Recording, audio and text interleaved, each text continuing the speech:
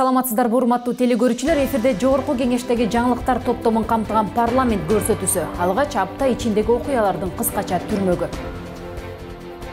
Кыргыз-казак чек арасында түзүлгөн кырдаал боюнча суроо көп. Өкмөт анын себептери тууралуу так маалымат бериши керек.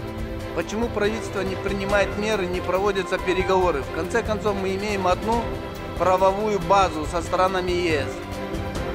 Жөлөк жана сүйүнчү пулдарды берүүдө абал өзгөрдүбү? Жолдошунун зарплатасы 10 000 болуп калат бизде. 4 айдан бери карс болуп кетти. Ата Бейитте апрель окуясынын курмандыктары эскерилди. Кыргызстанда бут кийим чыгаруучу ишканалар кеңейүүдө. Бул дагы региондор өнтүрүү алкагында бул да иш-чара.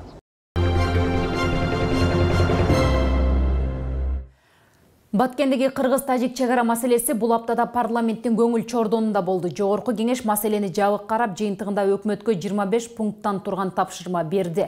Делимитация жана демаркация чек таныктоону тездетүү үчүн сүйлөшүүлөрдү жүргүзүү биринчи кезекте турат. Буга чейин чегара айылдарынын эң жөнөкөй көйгөйү чечилбегендиктен, натыйжада чегарада кейиштүү кырдаал келип чыккан үчүн өкмөт катуу сын укту. Чегара боюнча коомчулукка ачык айтылчу жана токтосуз чечүүнү талап кылуучу көйгөйлөр көп. Ал проблемаларды жеринен барып көрүп келген депутаттар Карамат Орозова жана Табалды Тиллаев атап өттү. Чыр чыккан айылда чынында киши жашай тургандай шарттар жок. Ал жакта элдин саны азайгандан азаюуда. Алардын ордун башкалар басып жатат. Ушу жабыркаган адамдарды тейлөөдө болгону ФАП эки гана медайым иштейт. Алар врачтардын болушун талап кылат. Ошондуктан мен ал аймакта ошо дарыгерлер борборуну Актатырда, Аксайда ачууну сунуш кылам жана хирургия бөлүмүнө ачууну сунуш кылам. Бул жактан юридикалык бааны беришиңиздер керек. Биз кыргыз жерин кантип өзүбүз арендага алабыз? Кыргыз жеринде өзүбүз куруп аткан жолду Жеңиш Барпиевич кантип бул жол эч кимге таандык эмес деп кол коебуз? Кыргыз жеридеги жолду биз кантип бул же тиги же бул мамлекетке тиешеси жок деп кол койгон, бул туурабы, туура эмеспи? Анда өзүбүз жана укук коргоо органдары юридикалык баа бериш керек. Бүгүнкү күндө Варух анклавынын калкы 60 000ге жетип, аймагы кеңейүүдө деп тынчсызданат Тынчтыкбек Шайназаров. Элекөлө чегараны тактоого катуу киришпесек, Лейлек району өзү анклавда калышы мүмкүн деген ойдо. 10 жыл мурда Исфара району бар Тажикстандын. Ошонун четинен Тажикстандын Ворух деген анклавы бар. Ошонун ортолугу 18 километр болчу. Бул кыргыз жери болчу. Бүгүнкү күндө 2 километр калды. Эгерде ошол 2 километрди дагы биз алдыртсак, ал ушул темп менен барсак, биз аны алдыртабыз. Алдыртсак, келечекте биздин Лейлек району 200 000ге жакын жашаган элибиз анклавга айланып калат. Анда Тажикстандын чегарачылары уже Кыргызстандын элин өткөрбөй коюшу мүмкүн. Андыктан чегараны кайтарып жашагандарга өзгөчө көңүл буруп, мамлекеттин бүтүндүгү үчүн алардан эч нерсени аябашыбыз керек дешет депутаттар. Ошо свет жагынан дагы, айлык жагынан дагы, андан сырткары, эгерде ошол жерге бир ишкер бир ишкананы кура турган болсо, түбөлүккө ошол жерди салыктан бошотуп, ошол жерде элдерди жумуш менен камсыз кылышыбыз керек. Ошентип башканы коюп, бардык күч аракетти жана каражатты Баткендеги чегарага жумшоо, ал аймакта жашаган элдин муктаждыктарын канааттандыруу, жашоо шартын жакшыртуу маселеси парламент тарабынан кабыргасынан коюлду. 25 пункттан ашуун турган токтом негизинде тапшырмалар берилди. Эң негизгилерин атай турган болсок, бул биринчи кезекте делимитация жана демаркация боюнча өкмөт аралык комиссиясынын ишин кечиктирилгис жандандырып, аны жөн эле иштебестен аягына чыгаруу. Эми бул тилекке каршы бир гана тараптан көз карандысый болбойт экен. Ушу биздин колубуздан келген бардык аракеттерди жасап, элдин да талабы ошол болуп атат. Биринчи кезекте чегараны тактап, зым менен бизге анык көрсөтүп бергиле. Тактап бергиле депчи. Андан кийинки тапшырмалардын бардыгы бул ошол каржы жана социалдык маселелерди чечүүгө багытталган чечимдер. Депутат Исхак Пирматов ырастагандай, эгер тапшырмалар орундалбаса, өкмөттүн тийиштүү өкүлдөрүн жоопкерчиликке тартуу жагы дагы парламенттин чечимине жазылды. Эгерде эртең ушул тез арада ишке ашырылбай турган болсо, өкмөттүн жоопкерчилигин дагы кароо боюнча ар кандай сындар айтылды. Керек болсо ушу өкмөттүн ишин ушу чегара багытында жетишсиз болгонуна байланыштуу көп сын пикирлер, ачуу сөздөр айтылды. Ошондуктан баягы бир четинен жабык ишик режимде өткөнү да бир четинен жакшы болду. Баягы айтылбай турган сөздөрдүн баарын баягы ачуу чындыктын баардыгы айтылып, жакшы талкуу болду десем жаңылышпайм да. Жума ичиндеги аркыл маселелер сааты бул жолу да бир катар көйгөйлүү маселелерди ачыкка чыгарды. Депутаттар тарабынан кыргыз-казак чек арасындагы кырдал, уран казуу туурасындагы маселелер кабыргасынан коюлду. Адегенде эле кирешелүү Кыргыз нефтегазды кимдер соодалап жиберип, алакандарын ушалаганы турат деген суроо коюлду. Жыл сайын өндүрүм көтөрүлүп атат. 933 миллион сом киреше менен чыкты 2018 жылы. Эгерде өкмөт мына ушундай кирешелүү тармакты дагы сатабыз деген ой болгон болсо, ушул канчалык негиздүү, ошондой маалымат берсеңиз. Кыргызстанда эшектер эпопеясы токтобой турган болду. Мады айылындагы эшек ферманын эшектеринин териси го Кытайга кетет экен, ал эми эти кайда? 22 январда таможня Кытай менен чек арада контрабандный жүк кармап атат. Контрабанданы ошо машиналарды ачканда 27 000 андатра терisi чыгып атат, 1570 эшектин терisi чыгып атат. Кыргызстанда 40 000 андатыр барбы? Ал каяктан келген? Эң негизги суроо 1570 эшектин терисинин эти каякта? Евразиялык экономикалык бирликке кирип товарларды эркин жүгүртүүгө макулдашылганына карабай, Казакстандын чек арасы Кыргызстандан чыккан товарларга да 19 марттан бери жабылып турат. Уже прошло более недели, как на кыргызско-казахской границе стоят грузы товаров, произведенных отечественными предпринимателями. Почему правительство не принимает меры, не проводятся переговоры? В конце концов, мы имеем одну правовую базу со странами ЕС. Я прочитал в СМИ, что казахские власти ведут борьбу с контрабандой. В странах, где единая таможенная территория, разве можно употреблять такой термин? Майыптыгы белгилүү эле болуп турган адамдарды жыл сайын эле текшере берүүнүн зарылдыгы эмнеде? Мен үчүн түшүнүксүзү тубаса майып балдарды дагы булар ушундай өзүнчө бир жылдары бар экен, 2 жыл, 3 жыл деп кайра ошол комиссия өткөрүшөт экен. Ошондуктан ушул комиссиянын ишине көңүл буруп, ушундай нерсе кыскартып, и так майып балдарды көп ата-энесин кыйнабасак. Кызыл Омполдогу уран кенин казууга кимдер кызыктар? 50 жыл мурун казылган урандын кесепеттеринен кутула албай жатсак, кайра жаңысын казабыз дегендердин жолу болсун дешүүдө депутаттар. Комиссия түзүлүп атат деп айтылды эле. Комиссиянын жыйынтыгы менен урандын эч кандай зыяны жок. Ал жерде ичкен суулар, абалардан баягы пробалар алынып, коомдук угуу өткөрүп атат деп. Биз өткөн жумада ошо Балык шаарынын тургундары менен жолугуп келдик. Бүгүн мына өзүңүзгө маалым болгондой Кочкор элинде митингге чыгып атат. Кандай урандын зыяны жок. Уран эмес, көмүр казсаң радиация чыгат. Уран кенин биз иштетип да көргөнбүз Кыргызстандачы. Мындан бир 50-60 жыл мурда жабылган кендер. Бирок ошонун кесепетин бүгүнкү күнгө чейин көрүп келатабыз. Майлы суудагы уран кенин калдыктарын сактоосу боюнча 1000 куш каждый сай бүгүн да эл аралык уюмдардан акча алып ошону бүгүнкү күнгө чейин бир бүгүнкү күндүн шартына жооп бергендай шарттарда сактай албай атабыз да. Эми жаңынын бизге канчалык кереги бар ушулчу? Сузак районундагы 114 мектептин бирөө гана капиталдык ремонттон өтө турган болуптур. Сузакка президентибиз барганда абдан жакшы диалог болуп, элдердин баардык каалаган суроолорун берген. Ошол жерде Сузактагы 114 мектептин 18-жылы болгону бир эле мектеп капремонт болуптур. Көрмөңүздөр бар. Ошого көңүл буруп койсоңуз. Жогорку кеңеште Кыргыз Республикасынын президентинин ишмердигинин кепилдиктери жөнүндө мыйзамына өзгөртүүлөрдү киргизүү жөнүндө мыйзам долбоору каралып, 3-чү окууда колдоо тапты. Анда экс-президенттердин кол тийбестик статусун алып салуу каралууда. Мындан ары ар намысын жана кадыр баркын коргоо экс-президенттин өзүнө жүктөлөт. Мыйзам долбоорунун демилгечилери Жогорку кеңештин депутаттары Курманкул Зулушев менен Исхак Масалиев. Талкуунун жүрүшүндө мыйзам бардык экс-президенттерге карата бирдей колдонула турганы белгилүү болду. Ошондой эле экс-президенттер өзүнүн ыйгарым укуктарын аткарган мезгилде кылмыш жасап, соттун өкүмү күчүнө кире турган болсо, анда аларга каралган бардык мамлекеттик артыкчылыктар жокко чыгарылат. Жогорку кеңештин депутаты мурдагы спикер Асылбек Жээнбеков Кыргызстан социал-демократиялык партиясынан чыкканы тууралуу Жогорку кеңештин жалпы жыйынында билдирүү жасады. Кайсы гана партия болбосун, анын жакшысына да, жаманына да партиянын лидери жоопкер. Кыргызстандагы алдыңкы партиялардын бири. Өзүм жан дилим менен аралашып, калыптандырган уюмдун учурдагы абалы жүрөгүмдү оорутуп, бир чети зээнимди кейитип турат, урматтуу депутаттар. КСДПнын тегерегинде жүрүп жаткан окуялар мамлекеттин жаркын келечегине кедергисин тийгизбеши абзел. Мен өмүр бою КСДПда да мүчө болуп жүрөм деп ойлогом. Ага чейин бир дагы партияга мүчө болгон эмесмин. Бирок ойлогон ойду кыстаган турмуш жеңеттеген ушул экен.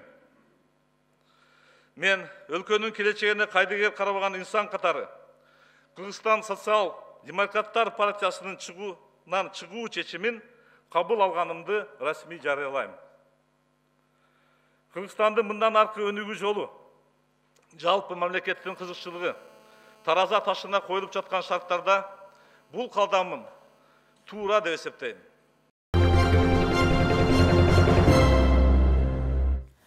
2010 жылдагы апрель окуясында каза болгондор эскерилди. Мамлекет башчысы Сооронбай Жээнбеков, Жогорку кеңештин төрагасы Дастанбек Жумабеков жана бир катар өкмөт мүчөлөрү апрель элдик революциясынын күнүнө арналган иш-чарага катышты.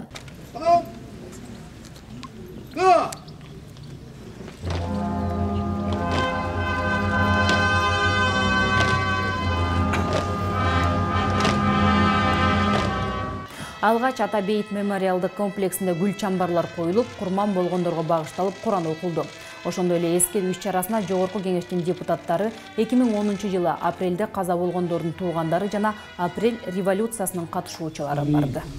Алхамдулилlah, вассалату вассаламу аля расулилlah. Ожараткан Аллах ошо окулган тилаваттын Куранын соопторун. Апрель окуясында көз жумган баатыр шейттерибиздин арбагына багыштадык. Алардын билип билбей кылган күнөөлөрүн кечиргин, даражаларын бийик кылгын, топурактарын торко, кабырларын нурлуу, бейиштин бакчасы кылгын. Rabbana atina fid dunya hasana wa fil akhirati hasana wa qina adhaban nar bi rahmatika ya arhamar rahimin.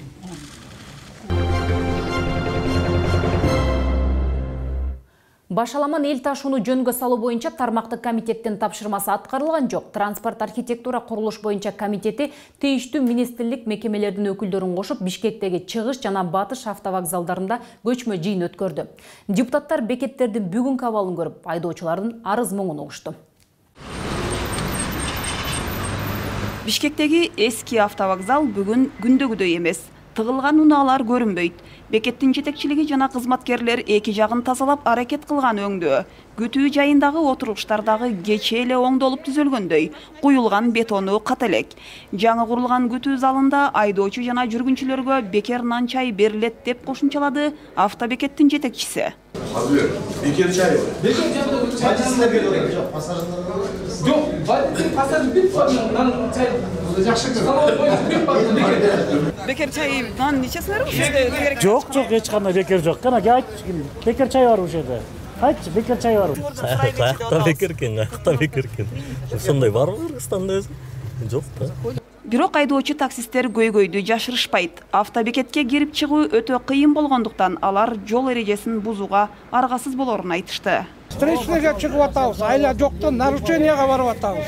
Эгер камера болгондо күнүгө штраф төлөмөкпүз. Ошол бүт мен канча маршрут бар, баары тең ошондой болуп атат.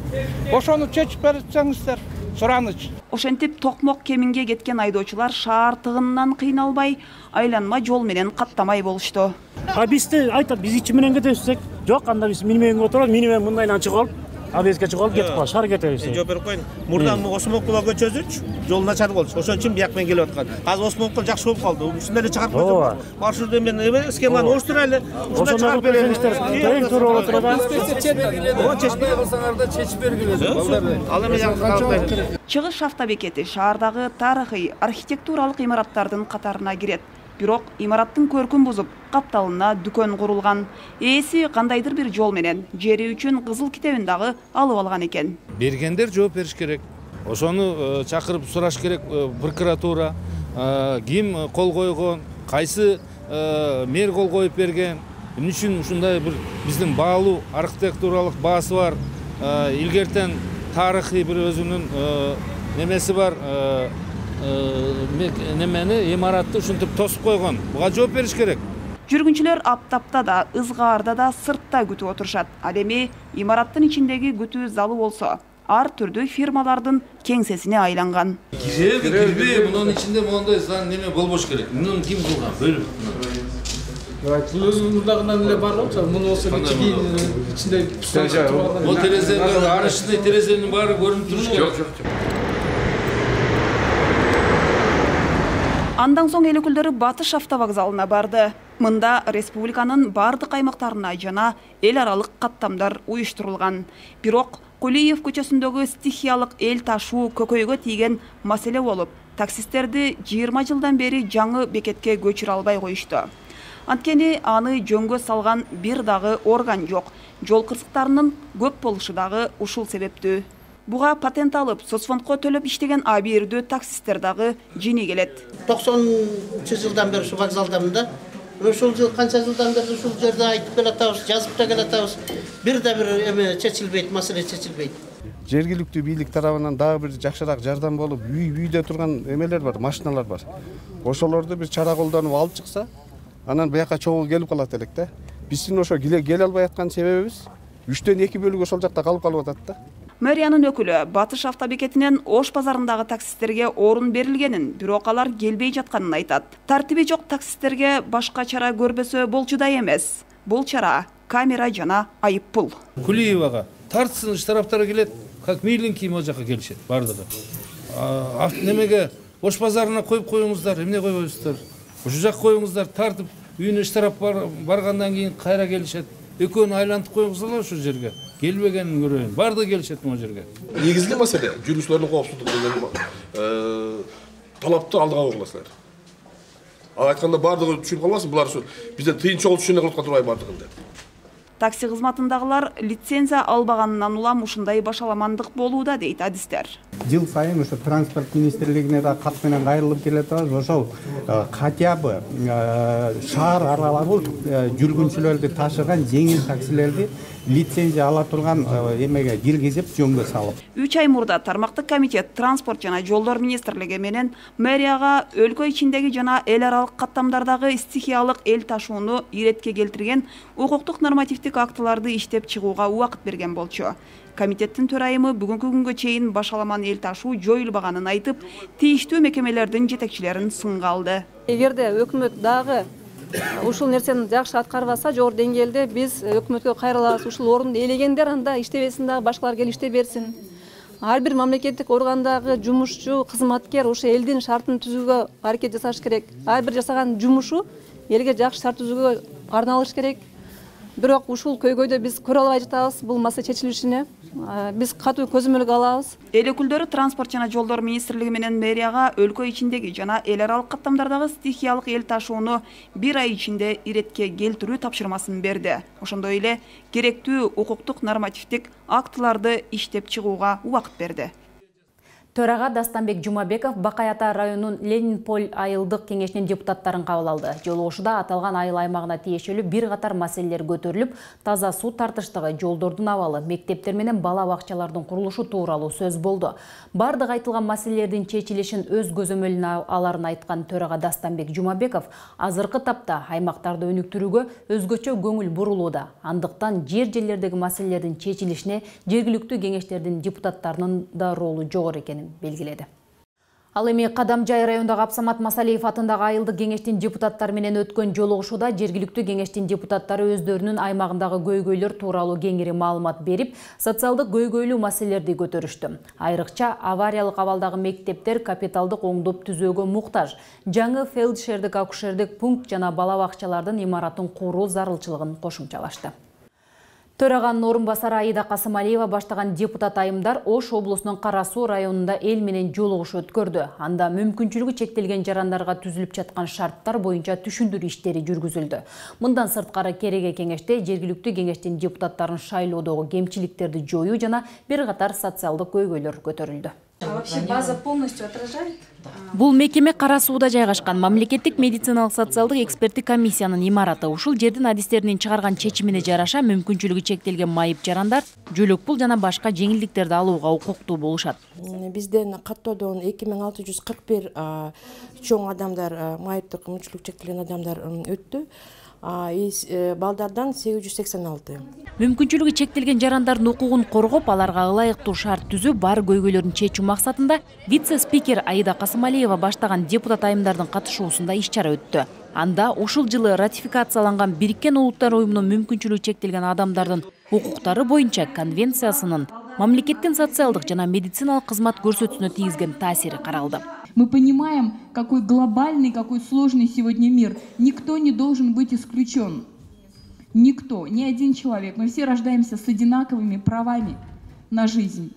Правами, которые должны быть реализованы. Это же закреплено в нашей Конституции. Майып жарандарды баккан ата-энеси же жакынына эл өкүлдөрү тарабынан мыйзамга өзгөртүү киргизилип, учурда алар эмгек акы ала башташты. Бирок аны 18 жашка чейин эле чектеп коюу туура эмес дегендер да бар. Караган ата-энелерге 18 жашка чейин гана караган ата-эне акы төлөп алат. Ал 18 жаштан кийин өткөндөн кийин анын проблемасы чыгып кетти. Ал бала кайра көчүрүүчү болуп атат. Эми ошолорду караш керек да. Ушул 18-ден кийин кирсин дегендер абдан көп болуп атат да. Ошону караштырып, анан кийинки бюджетке киргизебиз да, буйруса. Тубаса шал илдетине чалдыккандардын саламаттыгына кам көрүү үчүн аталган аймакка реабилитациялоо борборун куруу керектигин жергиликтүү тургундар билдирди. Бул сөзсүз республикалык деңгээлде каралып, республикалык бюджеттен акча каражаты бөлүнүп түзүлүш керек бул районго. Себеби майыптардын санын көрүп атасыздар. 430 000 калкы бар Кара Суу районунда жалпысынан ден соолугунан жабыркаган 8 000 жакын адам каттоодо турат. Алар жергиликтүү бийлик тарабынан дагы дары-дармек, материалдык жардамдарды алып келишүүдө. Жергиликтүү бюджеттен 3585 жаранга 2 712 000 сомдук дары-дармек, тамак-аш, дарыланууга жол акы. Ал эми мугалимдердин эмгек акысы аз. Ар бир класста жок дегенде эле 60 окуучу окуйт. Аларга туруштук берип чыдаган агартуучулардын ден соолугуна ким кам көрөт? 120 баланы окутуп келип, үйгө келип үйдүн жумушун кылат. Ошонун акыбарына ким, мисалы, мугалимдердин положениясына сиздер көңүл бурсаңар ким көңүл бурат? Аялдардын социалдык көйгөйлөрдү туя билип чечүүдө орду чоң. Мектеп директорлору жана оорукана жетекчилери бир эле учурда айылдык кеңештин депутаты боло алган эмес. Эми депутаттар мыйзамга мындай өзгөртүүнү сунушташууда. Биз да ушу ченемди кайрадан сунуштап атабыз. Руководители общеобразовательных, государственных, муниципальных и медицинских учреждений дейін ушу шайлоодо катышканга укугу бар деген ченемди сунуштадык. Чыгышта жакшы сөз айтылган, эгер эне уул төрөсө бир жигитти тарбиялайт деп, а эгер кыз төрөсө бир улутту тарбиялайт депчи. Ошон үчүн бул нерсе бардык нерсеге байланыштуу, эненин дени сак болсо, улуттун дени сак болот дегендей. Жергиликтүү кеңештин депутаттарын шайлоого тиешелүү мыйзамдын айрым беренелерин өзгөртүү киргизүү сунушун жергиликтүү бийлик өкүлү дагы берди. Ошол себептен бул мыйзамды дагы толук кандуу гендердик экспертизадан өткөрүш керек. Ушул жергиликтүү калктар башкаруу мыйзам өтпөй калган.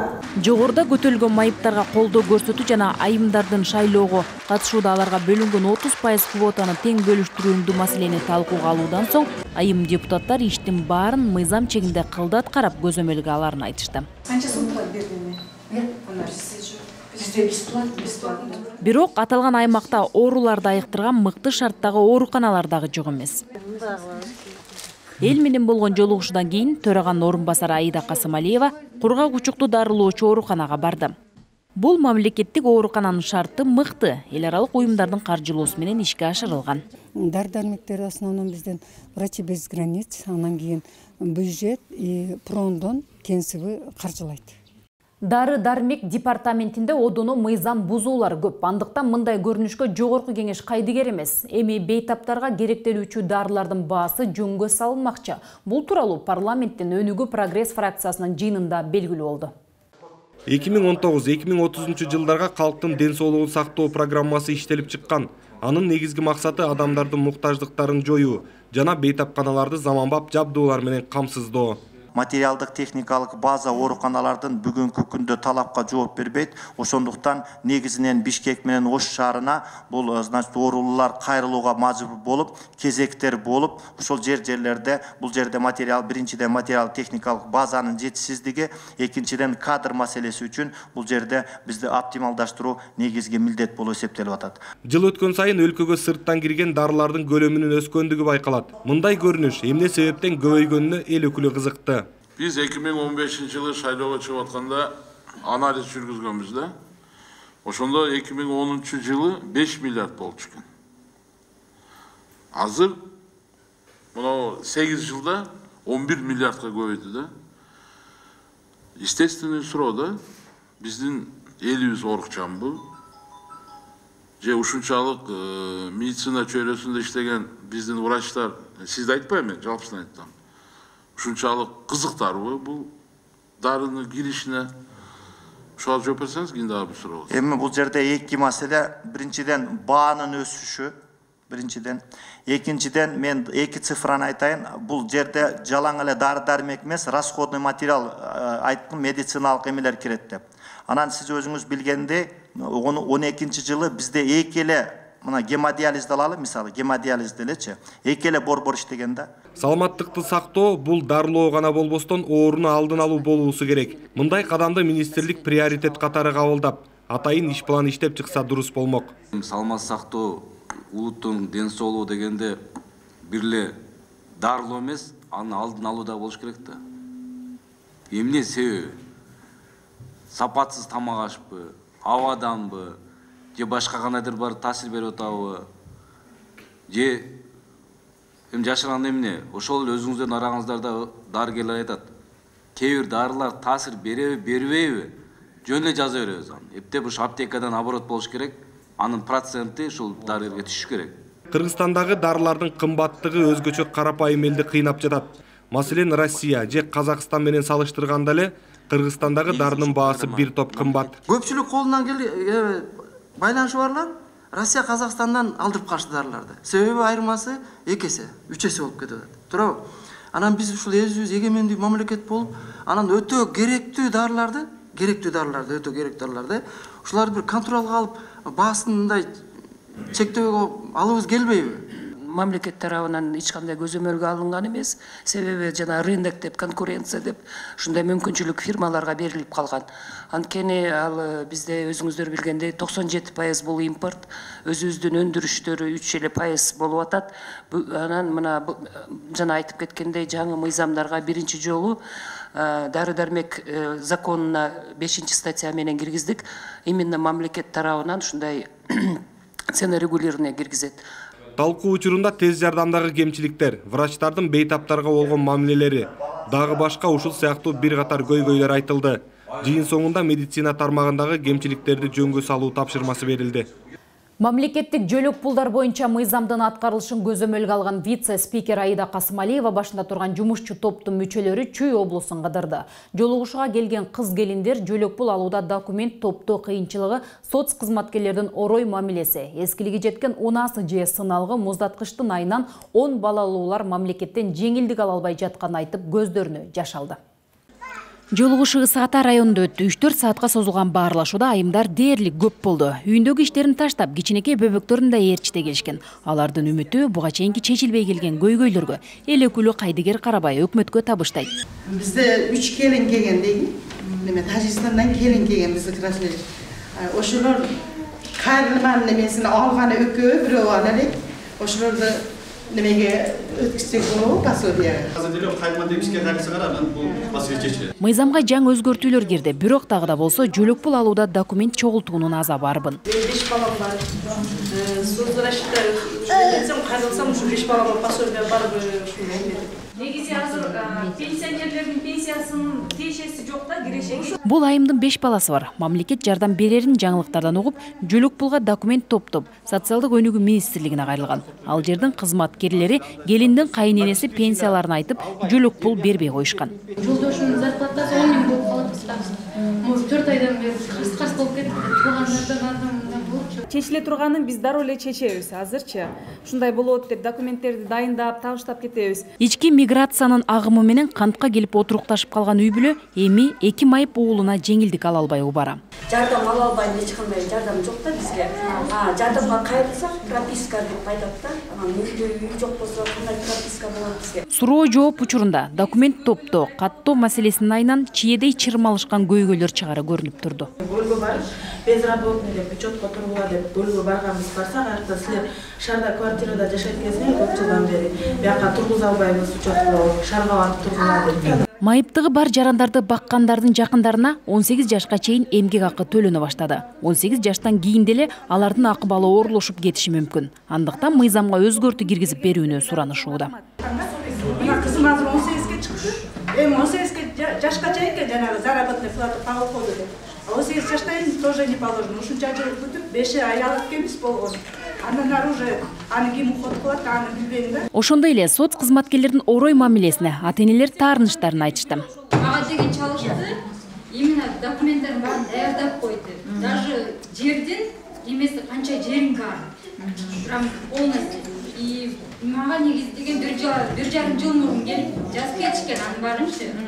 Азыр эмнеге кайра ошону кайра текшеришет, түшүнгөн жокмун да. Угуп коюп анан кетип калды дебеңиздер. Себеби дегенде ошол бүт көйгөйлөрдү угуп алып, биз баарын чогултуп, ошо рабочая группа иштейт жогорку. Ошол баарыбыз чогуу отуруп, кандай өзгөртүүлөрдү киргизебиз. Мисалы үчүн көп нерсени чечип койсо мүмкүн. Мына көп көйгөйлөрдү айтып атасыңар, бул жанагы безработица боюнча, прописка боюнча, анан бир документти даярдагыча экинчи документ болот деп. Анан сиздин сурооңузга көбөйтсө болобу деп атпайсызбы, жөлөк пулдун размерин деп. Биз азыр аракеттенип атабыз, бюджеттен дагы акчаны эсептеп чыктык. Бул ар бир балага, төрөлгөн балага 1 жылга чейин 700 сомдон төлөйлү деп атабыз да. Ошону киргизгенбиз 2017 чуркап жүрүп, кийин алып салышты. Бул дагы жардам болот эле да сиздергечи, документтерди азайтып, ар бир балага болгондо дагы көбүрөөк мындай жакыр үй бүлөлөр кирип калышат эле да. Ошол маселелерди биз карайбыз сөзсүз. Бунун жыйынтыгы сөзсүз болот. Май, июнь айларында мыйзамга өзгөртүүлөрдү киргизебиз да. Кандай өзгөртүүлөрдү биз мониторинг кылып жүрөбүз. Кийинки жолугушуу Алтын Уя балдар үйүндө болду. Бул жерде мектеп жашынан баштап 16 жашка чейин ата-энеси жок өспүрүмдөр жашайт. Учурда 8 бала багылууда. Как тебя зовут? Лола. В каком классе учишься? Третьем. Нравится тебе тут, да? Молодец. Хорошо учишься? Ударница. Да? Ударница? Отличницей будешь, да? Ладно, не будем тебе мешать. Пить чай. Психикалык жактан жабыркаган балдар ооруканасы өлкөнүн 7 аймагынан келип дарыланышат. Учурда 16 өспүрүм дарыгерлердин көзөмөлүндө жатат. Хотят сейчас эту закрыть больницу? Нет, ликвидировать это самое легкое, этого нельзя допустить. Потому что на наше здание претендуют очень многие люди. И Айлукмету, вот мне посылали депутатов, которые мне деньги предлагали, вот я правду говорю, чтобы мы отсюда убрались почему-то. На уровне министра они не хотят разговаривать. Вот они со мной лично предлагали мне деньги, говорят, давайте вы переходите в какое-то здание заброшенное, СЭС, вот какой-то бывший СЭС, говорит, идите туда. А здесь, говорят, мы казино они хотят, или торговый центр какой-то хотят открыть. То есть, знаете, дети наши никому не нужны, это понятно. Нет, знаете, и вот пытались закрыть, оптимизировать, не закрыть. Ата-энеси жок кароосуз калган жеткинчектерге туура багыт көрсөтүү соопчулук иш. Игорь Биляев өзү демилге көтөрүп интернатта чоңойгон кыздарга элдин колдоосу менен үй таап берип, алардын башын бириктирди. 8 кыз бир туугандай жашап, жогорку окуу жайларда билим алышууда. Но я хочу помочь этим молодым, беззащитным людям, чтобы они стали в обществе, чтобы были полезным на сегодняшний день, чтобы они не пошли на преступления, на панель или где-то воровать, а как-то помочь в жизни, чтобы они получили образование, да. Сауд өнүктүрүү фонду жана Ислам өнүктүрүү банкы Кыргызстандын 150ге жакын айлына таза суу чыгарууну каржыламакчы. Кредиттик макулдашуу долбоору бюджет жана финансы комитетинде каралды. Депутаттар таза суу дегенде кандай макулдашуу болбосун колдоп берүүгө даяр. Ал эми маселени талкууда өкмөт өкүлү депутаттардын суроолоруна так жооп бере алган жок. Өкмөт өкүлү билдиргендей, Сауд өнүктүрүү фонду $30 миллион каражатын 25 жылга 1% үстөгү менен берүүдө. Ал эми Ислам өнүктүрүү банкы $20 миллион, Кыргыз өкмөтү өзү $10 миллион салым кылууда. Аткаруучулар болуп Баткен жана Талас облустарынын катышкан 70 айылдардын тургундары саналат. Жалпы бул долбоорго 146 миңден ашык калктын коопсуз суу менен камсыздоо маселеси каралат. Ошондуктан ушул маселени колдоп бериңиздерди өтүнөмүн. Буга чейин таза суу долбоорунун биринчи этабы ишке ашпай, келген каражаттар жерге сиңип кеткен. Натыйжада Кыргызстандын ар бир районунда ичүүчү суунун жоктугу эл тарабынан көтөрүлүп келет. 99% жерден суу чыкпай калды. Билесиз, кээ бир жеринен 1 айдан кийин, кээ бир жеринен 1 жылдан кийин. Ошол кетирилген кемчиликтерди сиздер контролго алышыңыздар керек, жоопкерчиликти дагы. Себеби бул жолу андай кутулуп кетиш кыйын болот да, эгер суу чыкпай калсачы. 5 компонентке бөлүнүп тур, бирок так суммасы жазылбаптыр бул жерде. Анан ошонун ичинде 5-чи компонентке канча каражат каралат консультациялык кызматтарга. Бул ушул маанилүүгө бүгүнкү күндө буга чейин биз эми бир топ эле колдоп келгенбиз, бирок ушу консультациялык кызматтарга абдан көп акча кетип калат да. Типовой проекттер боюнча кылып аткан консультацияны мүмкүн болушунча азайтышканга аракет кылып атабыз. Бул боюнча көзөмөлгө алабыз. Депутат Жапаров инженердик суу курулмалары кароосуз калып жаткандыгына көңүл бурду. Таза суу үчүн алынган карыздарды кайтаруу графиктери дагы так иштелип чыгышы керек деп кошумчалады ал. Ким ушу кредитти кайра берет? Бу тарифтин эсебинен берилет да. Айыл өкмөтүнүн сходу болсун, анан айыл өкмөтү Минфин менен залоговый кредитный соглашенияларды Минфин менен бүтүрсүн дедик. Кийин кайра ушу кредитти төлөш керек да. Кредитти төлөш үчүн механизм ачык айкын болуш керек да. Бул ушул эки насостордун баары, водопроводный сетьтин баары тең бирөөнүн балансында болуш керек. Материальный ответственность деген болуш керек. Ушу жагы каралбай калып атат да биздин таза сууларды. Корпорация түзөсүңөр, кандай кыласыңар түзүп, кредит бүтмөйүнчө өзгөчө дотационный айылдардагы суу тетиктеринин баары, насостордун баары ошо республикалык компаниянын балансында болуш керек да. Эл өкүлдөрү макулдашууну талкуулоодо анын ар бир пунктуна кылдат карады. 30 миллион долларлык Саудия фонду менен макулдашуу эл өкүлдөрүнүн колунда жок болуп чыкты. Бул келишимдин өзүндө 30 миллион жөнүндө сөз жок, 20 миллион жөнүндө эле сөз болуп атат. Биз ошого макулдук берип атабыз. Сиз кайсыл 30 миллионду айтып атасыз? Жүргүзгөндө катыштым, 30 миллион боюнча сүйлөштүк эле. Бул жерде сиз айткандай договордун небесинде туура эмес тиркелип калган окшойт бул жердечи. 30 миллион боюнча сүйлөштүк, 30 миллион. Неме боюнча Саудовский өнүктүрүү фонду 30 миллионду төрөзөкүрүч. Туура эмес, экинчи неме берилип калган окшойт эмнесиндечи. Ушундайда статкачын уксак, акыры иш аягына чыкпай калат да. Ошон үчүн жана биринчи эмчесинин статкачын укпай биз жибердик. Мындан соң комитет мүчөлөрү макулдашуу долбоору так эместигине, аны коргогондор дагы даярданып келбегенин сынга алды. Депутаттар маселени кийинки жыйындарда кароого аргасыз болушту. Парламентте улуттук баалуулуктарды сактоо жана өнүктүрүү деген темада илимий практикалык конференция өттү. Аталган иш-чара эл өкүлдөрү менен биргеликте мамлекеттик тил комиссиясы тарабынан уюштурулган. Иш-чарада кыргыз элинин айгүн календары туурасында сөз болду. Конференцияда айтылган маалыматтарга таянсак, кыргыз эли кылымдар мурун эле табигый курулуштардын сырын билген, айгүндөрдүн санагын так аныктаган эл болгон экен. Ал турсун кытайлыктар өз календарын кыргыз календарына таянып түзгөндүгүн моюнга алган маалыматтар да бар болуп чыкты. Кыргыз календары жөнүндөгү маалыматтарды Саймалуу Таштан, Жусуп Баласагын менен Махмуд Кашкаринин эмгектеринен тапса болот.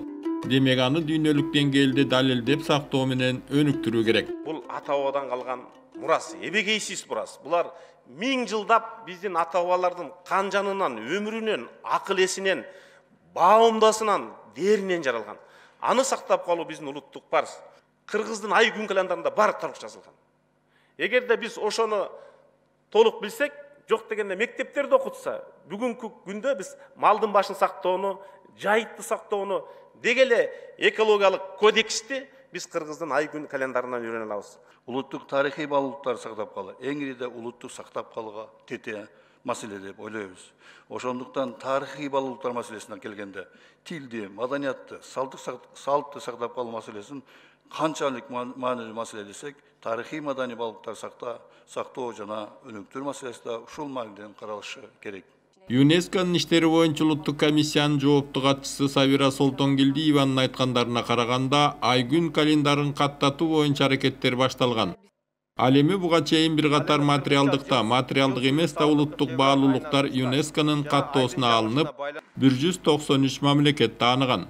Башка элдер дагы манасчыларды көрүп суктанат, биздин калпабызды көрүп суктанат. Ошондой Сулаймантуу ыйык жер Кыргызстанда бар экен деп суктанат. Эл аралык бүт дүйнө жүзүндө ЮНЕСКОнун китепчелери, ЮНЕСКОнун сайты бар.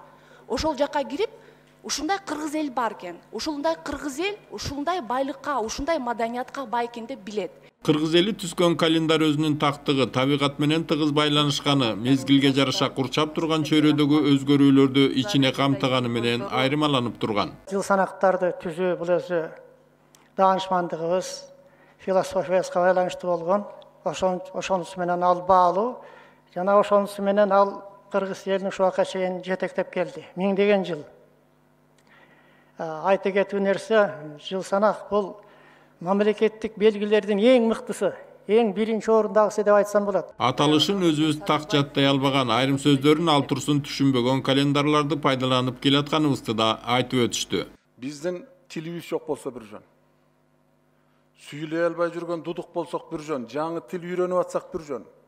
Ушу байыркы элбиз деп капкачантан бери келе атып, анан ушу күндөрдү кийин фарс тилинен алып алганыбыздын өзү уят нерсе да. Кыргыз деген улуу эл десек, өзүнүн тилинде бул жуманын күндөрүн аташ керек. Конференциянын жүрүшүндө кыргыздардын календарын иликтеп жүргөндөр тарабынан бир катар кызыктуу фактылар айтылып, кыргыз календары астрономиялык өзгөрүүлөргө абдан дал келери туурасында сөз болду. Арар жактуу иликтөөлөрдө ар түркүн варианттардын бар экендиги да белгиленди. Жалпы алганда улутубузга таандык улуттук баалуулуктарды сактоо жана өнүктүрүүнүн мааниси терең экендиги белгиленип өттү. Эгерде элдик нарк, улуттук дөөлөт мамлекеттин жашоо тартибинде болсо, жашоо негизине айланса, анда бул эл, бул улут жоголбойт. Өсөт, өнүгөт. Эгерде башка элдин баалуулуктары жашоо тартибине кирип, орун алып калса, анда келечек тумандуу. Мамлекет жоголбойт. Улут, элдик нарк, дөөлөттөр жоголот. Демек маселе нарк менен мыйзамдын айкалышында. Жыйынтыгында кыргыз жыл санагына байланыштуу комиссия түзүү, кыргыз ай күн календарын ЮНЕСКОга каттатуу боюнча аракеттерди жүргүзүү чечимине келишти. Өлкө аймагында байланышты жана интернетти жайылтууга тоскоолдуктар болбошу керек. Бул боюнча өкмөт алгылыктуу шарттарды түзүп берүүсү абзел. Мындай маалымат тармактык комитетте талкууланды. Кененирээк кабарчыбыз баяндайт. Бул мыйзам өткөн жылы демилгеленип, тийиштүү тармак менен чогуу талкууланган. Бүгүнкү күндө мыйзамдын концепциясы тармактык комитетке сунушталууда. Базалык станцияны куруу же орнотуу үчүн жалпы аянты 6-дан 20 метр квадратка чейин жер участогы керек. Бул өз кезегинде колдонуудагы мыйзамдарга ылайык алардын багытталган максатын өзгөртүүнү талап кылат. Башкача айтканда, бир категориядан экинчи категорияга өткөрүүнү же бир түрүнөн экинчи түрүнө которууну талап кылат. Калкты байланыш менен камсыздоодо уюлдук операторлорго кыйынчылык жаралган учурлар бар. Себеби тийиштүү жактардан уруксаат болмоюн антенналарын орното албай келишет. Токой жана ушу жайыттарда ошол жерлерден ушундай жерлерди алып, ошо базовый станцияны курганга, ошо байланышты жеткизүү боюнча башка жол менен жеткизүү бул оорчундук болот. Анан эгер башка ошондой башка жол менен жеткизебиз десе, бул өтө кымбат болуп кетет да, ошол жеткизүү боюнчачы.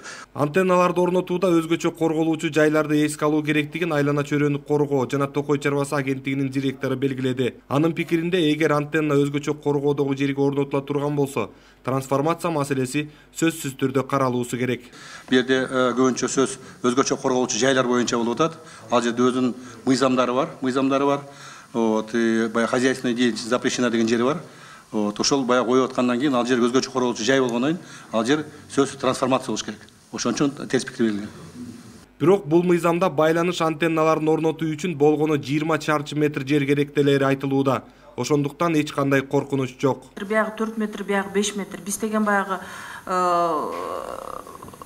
поливной жерлерге дагы легкий конструкцияга уруксат берилген мыйзам бар да. Бул легкий конструкция болуп атат.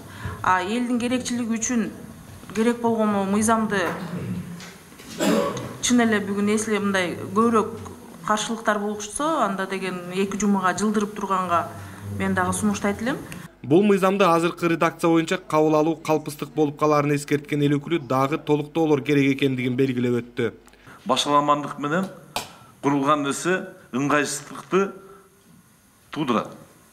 Ошон үчүн бул жерде так бардыгын жазып кетишибиз керек. Кандай, эмне деп. Например, Пашняга курулбаш керек. Макулсуңар да буну. Ошо нерсени жазыш керек. Например, токойлуу жерлер, булар да туура кылып атат. Шынында жол курулат. Ачыгын айтып атпайбы? Арзан жаргы керек бизге деп. Жолду курат, жердин кыртышын бузат. Токой да бузулушу мүмкүн. Токой бузулбай турган кылып, жердин кыртышы бузулбай турган кылып, ошондой шарт түзүп беришибиз керек булар курганга. Ал эми демилгечинин пикиринде эл үчүн пайдасы тие турган мыйзамдык кабыл алуудан чочулабоо керек.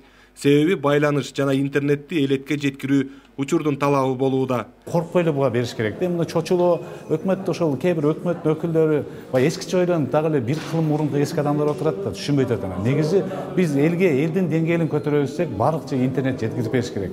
Балдарыбыз билимдүү болот. Анан заман өзгөрүп атат да биз азыр жаңы жетишкендер барлык нерсе интернет аркылуу билет. Ошон үчүн мен ойлойм, көрөбүз эми иштейбиз, анан өкмөттүн да оюн угуп көрөбүз. Атак бул азыркы замандын талабы да. Жыйын соңунда мыйзамды толуктап кайрадан иштеп чыгуу чечими кабыл алынып, мыйзам артка кайтарылды. Атамекендик өндүрүш жанданууда. Жайкы кышкы үлгүдөгү бут кийимдер даярдалып, ички рынокты камсыздап баштайт. Андагы жумушчулар Түркия, Кытайдан келген чийки заттардан сапаттуу бут кийимдерди даярдайт. Өдүгүү Прогресс фракциясынын шайлоочуларга берген убадасы боюнча 61 ишкана ачылмак. Азыр анын 33 долбоор ишке ашты. Алардын бири бут кийим өндүрүшү. Кийинки репортажда кененирээк сөз болот. Эч кандай айырмасы жок. Кадимки эле бут кийимдер адеп Батыш Евразияда пайда болуптур. Кийин ал ыкма Египетке тарап, бара-бара Италия бут кийимдердин мекенине айланды. Акыркы жылдары болсо басымдуу бут кийимдер Кытай өндүрүшүнө таандык болуп калды. Жергиликтүү ишкерлер дагы алардан кем калмакпы?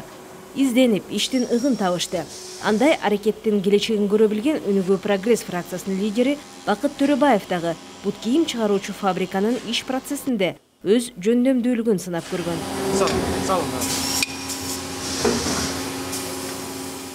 Чүй областынын Сокулук районунун Манас айылында ачылган Мариям жоопкерчилиги чектелген коомунда атамекендик жайкы кышкы үлгүдөгү бут кийимдер даярдалып, ички рынокто камсыздоодо. Андагы жумушчулар Түркиядан, Кытайдан келген чийки заттардан сапаттуу бут кийимдерди даярдайт. Дизайны дагы кайталангыс өзгөчөлүктөргө ээ. Жагымсыз жыт-жыбыры да жок. Ал эми резинка кепиштери болсо Жалал Абад областынын Сузак районуна караштуу Камыш Башы айылында камдалат. Азыркы күндө 45 жумушчу иштеп атат, өзү 150 адамга рассчитан завод. Заводдун мощности 150 адамга жетет. Иштет, ишмен камсыз кылганга жетет завод. Кепиштин келбетин чыгарган андагы жумушчулар ар бир детальды кол күчү менен чогултушат. Мен депутаттардан суранып кетет элем, ушу депутаттар көбөйсүн, бирок ушу ар бир ушундай ишканаларды көбөйтүп койсо, ушу элдерге жакшы болмок. Биз дагы балда чакабыз талалабай, башка чет өлкөгө чыкпай, ушу жерде неме иштеп калдык. Жалал Абад областынын Сузак районуна караштуу Ынтымак айылында иштеп жаткан 9 бел таш заводунда кайнаган эмгек барады. Бир станокто гиганттаган таштарды нангесиндей жукарта тилип жаткан адистер болсо, экинчисинде таштарды таанылгыс калыптарга салып жаткан жабдыктын тилин билгендер өз иштери менен алек. Траверчин ташынын бир букуму дагы текке кетпейт. Заводдун өнүмдөрү экспортко ылайыктуу болгондуктан жергиликтүү элдин керектөөлөрүнөн артканы коңшулаш мамлекеттерге жөнөтүлүп турулмакчы. Бул боюнча келишимдер дагы каралууда. Биздин жаткан таштан продукция чыгып атат. Ал продукция сатылып атат. Ал продукция Өзбекстанга, Казакстанга барышы мүмкүн да, Кыргызстанда сатылат да. Мен бул жерде айтканым, биз алтын эмес бул. Бул нефть эмес. Бул биздин ташыбыз жакшынакай продукция чыгып экспортко болуп атканына сүйүнүш керек. Бул жолку жумушчу сапарында фракция лидери Бакыт Төрөбаев суткасына 120 тонна буудайды иштете турган Жалал Абад шаарындагы Даныюк un заводунда орнотулган жаңы жабдыктар менен да таанышты. 2019 жыл региондорду өнүктүрүү жана санариптештирүү деген жыл жарыяланды президентибиз. Биз бул дагы мына региондор өнүктүрүү алкагында бул да иш-чара. Жалпысынан бул жерде 200гө жакын жумуш орун түзүлдү. Эгер анча-мынча мамлекет тарабынан жардам берилбесе, анча-мынча коргоо чаралар жасалбаса, атамекенди өндүрүшчү жабылып калат. Депутаттын иш сапарына дал келген дагы бир жагымдуу окуя өспүрүмдөр менен кадеттердин карате боюнча республикалык чемпионатынын Жалал Абад шаарында ачылышы болду. Бизге бөлүнгөн убакыт соңуна келип жетти. Көрсөтүүнү Жогорку Кеңештин басма сөз кызматы даярдап, мен Жылдыз Жолдошбаева алып бардым. Эфир аркылуу көрүшкөнгө чейин саламатта калыңыздар.